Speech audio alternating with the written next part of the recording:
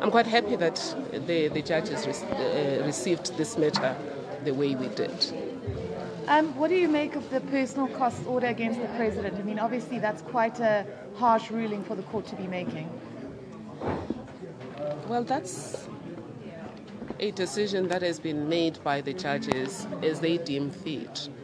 Personally, I think it's time people in government reflected and posed after a decision has been made by the public protector or the courts.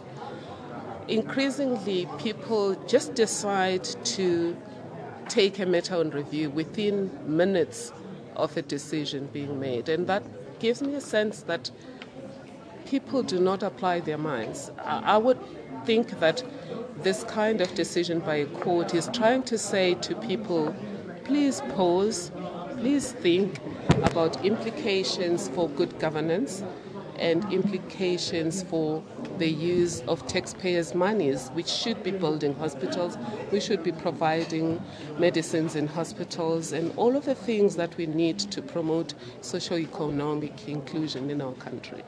The court also saying the president was reckless not to investigate these very serious allegations of state capture.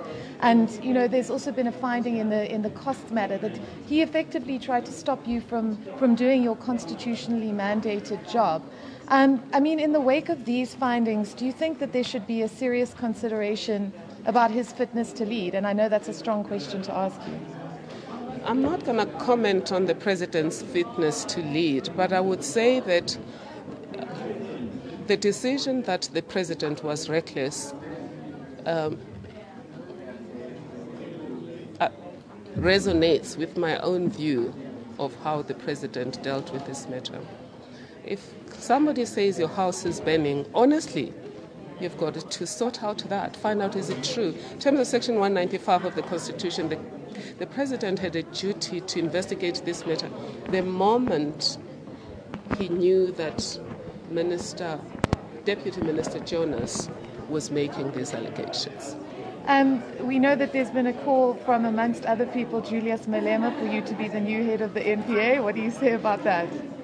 That's an inappropriate appointment, and I've said so before, yes. And then finally, what would you say to President Zuma now if he says, well, this is a constitutional issue, I'm going to appeal it? What would you say, what advice would you give the president? I would say to President Zuma, he has a right to appeal this matter if he thinks the decision is not lawful, is not constitutional, and that his rights have been violated. But all I would say that in so doing, he has to think once more about what it means for this country to be sitting with these allegations of state capture, a dysfunctional cabinet, a dysfunctional government, a dysfunctional ANC. But more than anything else, every day we are losing evidence, and this is becoming a cold case. And by the time we investigate, a lot of the evidence, if not all of it, will be lost. Thank you so much, Advocate Thuli Madonsela, Madonsela, Public vindicated Protector. by this judgment here? Because it was attacked in court, the 2 days of argument, saying that it was a rushed project and that you were trying to make sure that your term was expiring, so you're under pressure and you were trying to make sure that the incoming does not have her hands on this. So do you feel personally vindicated, seeing that they painted you in a way that you had a personal vendetta against the president? Perhaps vindication would be the word. I would just say that I'm grateful that the judges have focused on the issues, not on a person. That in a country that seeks to govern itself in terms of good governance and ensure that the dividends of democracy are shared by all, an allegation that the state has been captured in the interest of the president's family and his friends is a serious allegation that needs to be investigated immediately. Do you feel that you had enough support, aside from the fact that the president was obviously reviewing this, but other factors like the ruling party? Do you feel like you got support from them at all, or how did you feel? I really did get support. There were problems here and there. The president was never available to be properly interviewed, and you heard that the judge read that he was first informed in March 2016 that there are allegations against him, and he was informed in April that the investigation has not been completed. And obviously, if you're saying an investigation has not been completed, you are saying it is proceeding. And from his side, I think he could have assisted the office a little bit better. Regarding the governing party, I expected nothing from the governing party other than, given the fact that we govern through indirect democracy because of proportional representation, I believe that the governing party should have ensured that this matter is investigated inclusively. And what about those that are saying you, under your leadership, the Office of the Public Protector was used as a political tool by opposition parties, and we do see them here behind you? What would you say to that criticism? Well, I would say that they're throwing a dead cat. In other words, they are sidetracking us from the real issues. The office's job has always been to investigate impropriety in state affairs, to report on that and take appropriate remedial action. Some of the people that reported matters to my office were members of the ANC. If I remember Nkandla, there's one name that I withheld.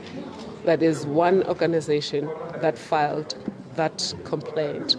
It's not true. Another regular accusation is that I've never investigated white capital. The job of the public protector is not to investigate matters in the private sector. It's solely to investigate matters in state affairs. We meet business when business is involved in state affairs, and where business has been involved in state affairs while I was public protector, and where business was involved in state affairs and was part of corruption or improper conduct, that was found and that was dealt with appropriately. Ma'am Madonsela, what would your advice be to the current public protector, after this court case? Would you tell her she must do her work without any fear of failure? Well, I don't think she needs my advice. I think the court has specified exactly what has been done, and I believe the public protector did the right thing in being part of these proceedings and standing by the decision that her office had made. And what do you think this judgment does for the investigation into allegations of state capture going forward?